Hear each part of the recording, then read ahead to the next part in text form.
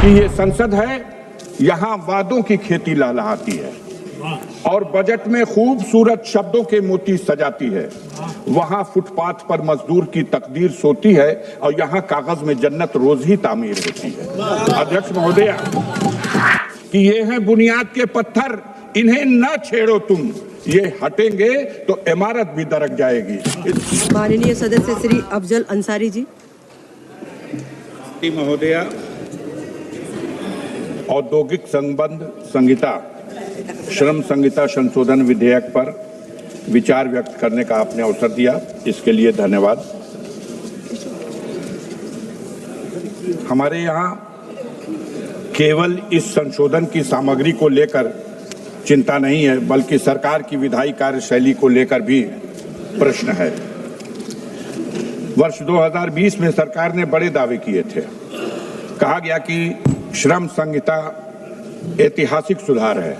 आज 5 वर्ष बीत गया और उन प्रावधानों को संशोधित और निरस्त करने की नौबत आ गई, जिन्हें पहले ही आप चाहते तो ठीक कर सकते थे।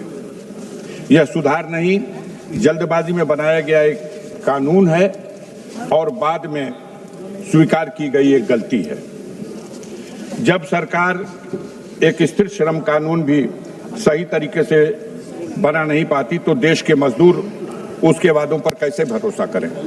हमारे देश में जो मजदूर वर्ग है उसमें लगभग 90% असंगठित क्षेत्र में काम करने वाले मजदूर हैं और जिन्हें संगठित क्षेत्र कहा गया उनमें भी दोनों सेक्टर है, एक तरफ पब्लिक सेक्टर और दूसरी तरफ प्राइवेट सेक्टर। सरकार ने अपने इस संशोधन विधेयक के माध्यम से जो कुछ कमियां थी उसको पर्दा डालने के लिए कुछ नए तरीके अपनाए हैं।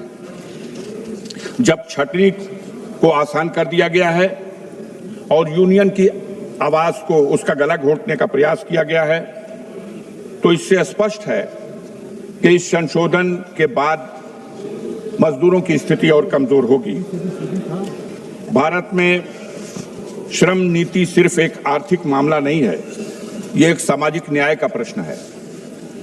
और दुनिया ने देखा कि कोविड के समय जब मजदूर अकेला छोड़ दिया गया और अपनी गठरी, अपनी मोटरी, अपने बच्चे को गोद में समेटे और किस तरह से दर दर भटकता हुआ वापस अपने गांव को जाने के लिए निकल पड़ा। सरकार